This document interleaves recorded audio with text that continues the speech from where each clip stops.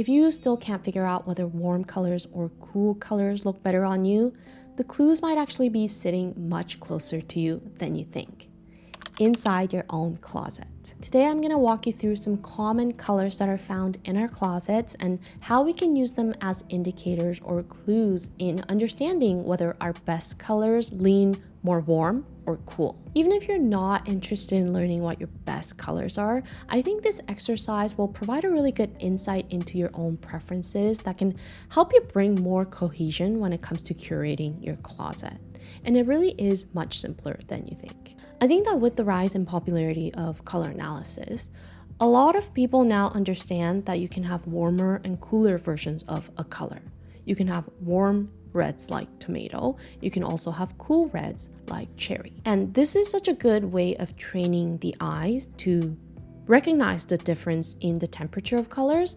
But I also think that this is kind of like learning how to run before you learn how to walk. Because differentiating colors between warm versus cool, our brain starts to put these colors into two main categories, or you can say three if you want to include neutral in there.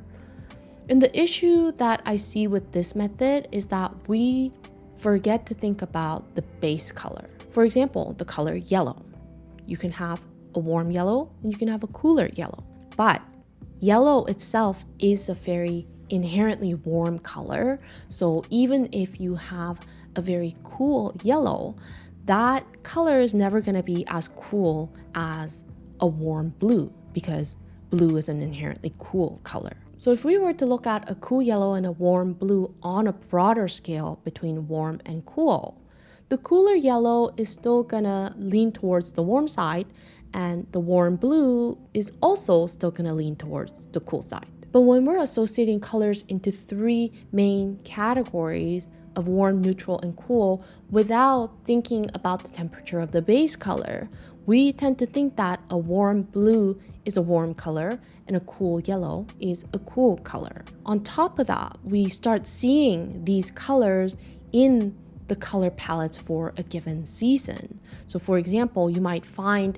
a very cool yellow in a true summer palette, and because you know that true summer is a cool season, you might think that a cool yellow is indeed a cool color. But here's the thing, what this actually means is if you want to try wearing a yellow as a true summer, then this is your best yellow.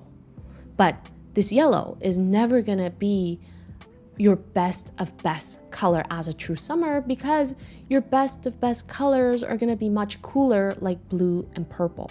So this is saying if you want to try experimenting with a warm color like yellow, start here because this is your safest choice. So putting colors into these three categories of warm, neutral, and cool, that only truly works with a color like red because red is considered a neutral color in the perspective of color analysis.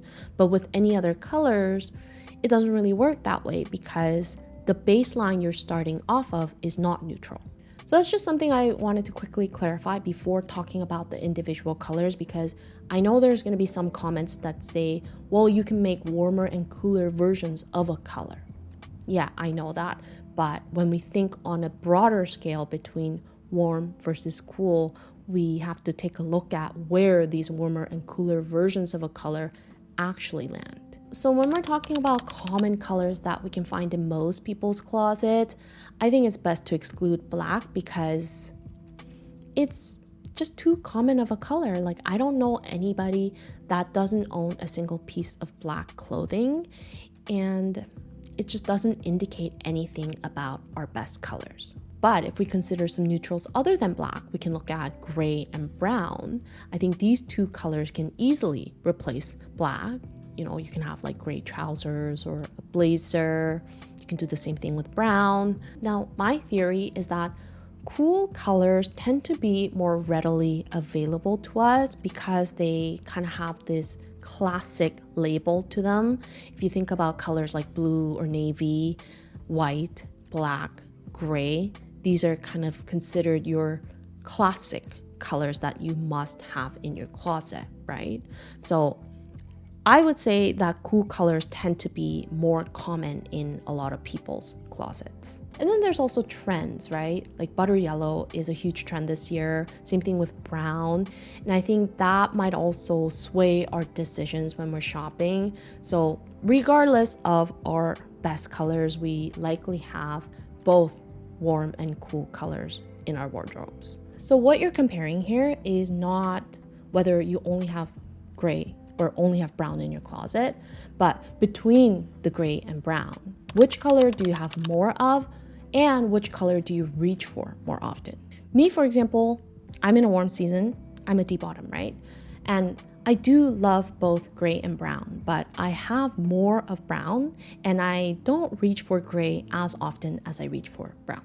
And yes, like I said, I'm aware there are cooler browns and warmer grays, but if you think about their base color, brown is a derivative of orange, which is a very warm color, and gray comes from blue, which is a very cool color.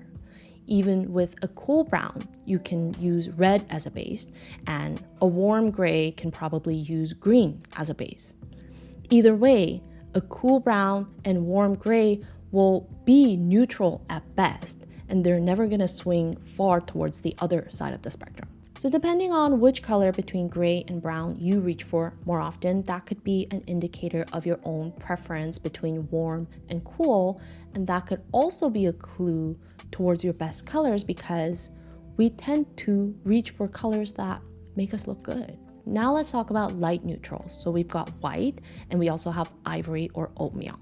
White is obviously the cool color, and then ivory and oatmeal are the warm versions.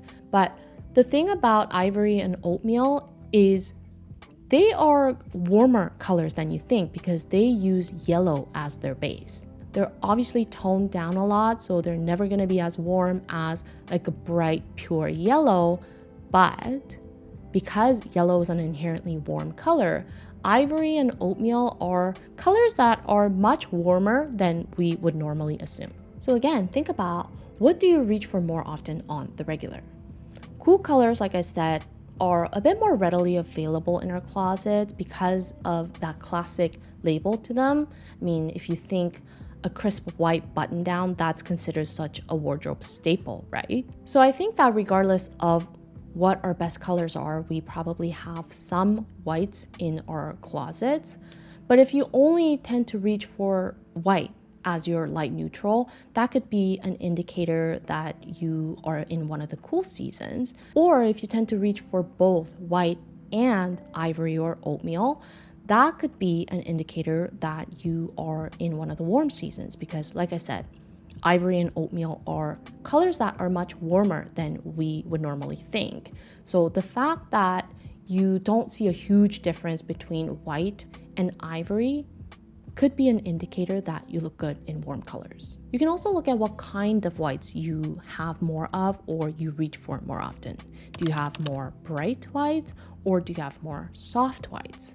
Because bright whites have this sort of bluish tint to them and they can look really, really cool and very stark, whereas soft whites are much more forgiving. Me, for example, I have both white and ivory/oatmeal and I reach for both of them. But when it comes to whites, I definitely go for soft whites than bright whites. I think I only have like 1 or 2 pieces of bright white clothes in my closet and I only wear them underneath something else. The next colors to look at are blue and green. A lot of people think that green is neutral, but it's actually warmer because if you think about how the color green is made, it's mixed with a hint of blue into a lot of yellow, right? That's what makes it green. If you mix too much blue into the color, then the blue kind of overpowers the yellow and the color turns out to be blue. So green is another color like ivory or oatmeal that is much warmer than people typically think it is. And if you really wanted to make a neutral color with green, then you would have to go for like a cool green. And then blue is another color that's sort of considered a classic, right? It's tough to not own any blue in your closet because, I mean, think about denim alone. Like, I don't know anybody that doesn't own a pair of jeans. Maybe you do. So blue is another color that's really common in our closet regardless of what our best colors actually are. So here what you want to take a look at is, apart from your denim, do you only reach for blue or do you reach for both blue and green? I personally did not realize how many green items I owned in my closet. I have a couple of green hats, I've got this big green fur jacket, I've got a green pair of pants, and I also bought a few more green items recently, like a green shirt and a green skirt, and that was from my last video on styling myself with vivid spring colors. And I used to think that blue is my staple color because I have navies, I've got some dusty blues that I really like, but if I actually count the pieces, I have way more green in my closet than I have blue. So take a look at your own closet and see if you can detect any patterns in your habits, and you might be surprised. Now, red, like I said, is a neutral color, and it's also kind of like your classic pop of color. So I think it's kind of hard to tell with red as well whether you lean more warm or cool, but a similar color that's an easy indicator is orange, because orange is a very warm color. It's the one color that you cannot make any cooler by adding blue to it. It'll just turn brown. So orange is actually a really difficult color to work with for most people. I mean, even for me as a deep autumn, orange is a color that is too warm. So if you naturally gravitate towards orange, that could be a very clear indicator that warm colors look really good on you. For me, what works instead of orange is the color rust, because it's a bit of a toned down orange and it's not as warm. So I used to have this rust colored scarf that I wore a lot. And the fact that I could wear that warm of a color that close to my face without looking like I have jaundice should have been a clear indicator that I'm in a warm season, but this is everything that I'm realizing in hindsight. So between red and orange, if you only reach for red and you tend to avoid orange, that could be an indicator that you lean more either neutral or cool.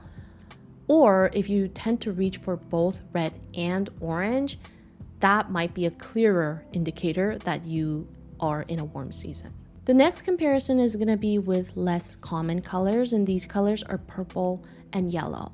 And I know they're very, very different colors. They're actually sitting on the opposite side from one another in the color wheel, but they're kind of like your eccentric colors, right? Like neither of them are really classic. Both of them easily stand out, and they're your more unusual colors compared to blue, green, red, or neutrals. So I would call these your fun color. And purple is, along with blue, it's an inherently cool color, and yellow is a very warm color. So temperature-wise, there's a very clear distinction between purple and yellow. So the way to think about this is when you're trying to incorporate a fun color into your outfit, would you consider purple first or would you consider yellow first? Me, for example, I own 0 items in the color purple.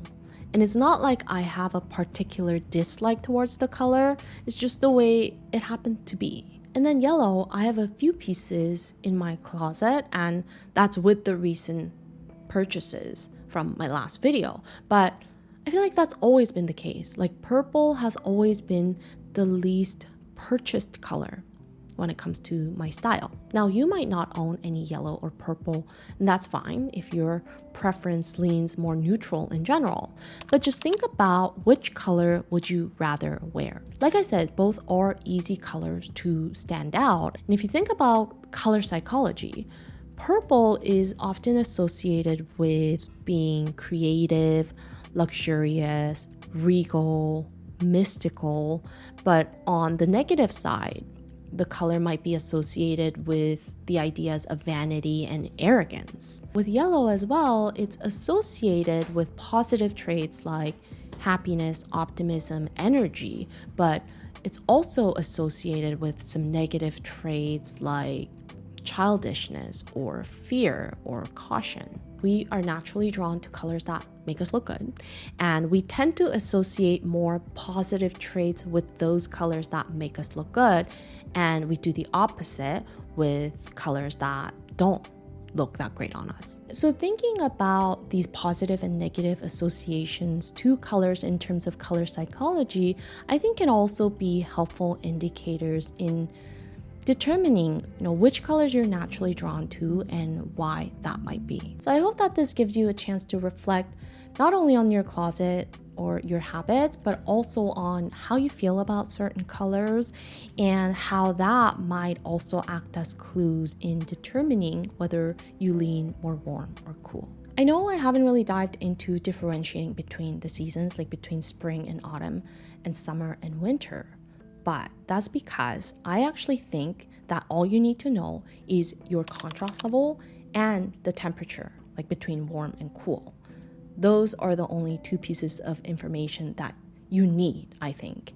And those are the more effective and practical ways or tools that can actually help you get dressed each day rather than knowing your color season.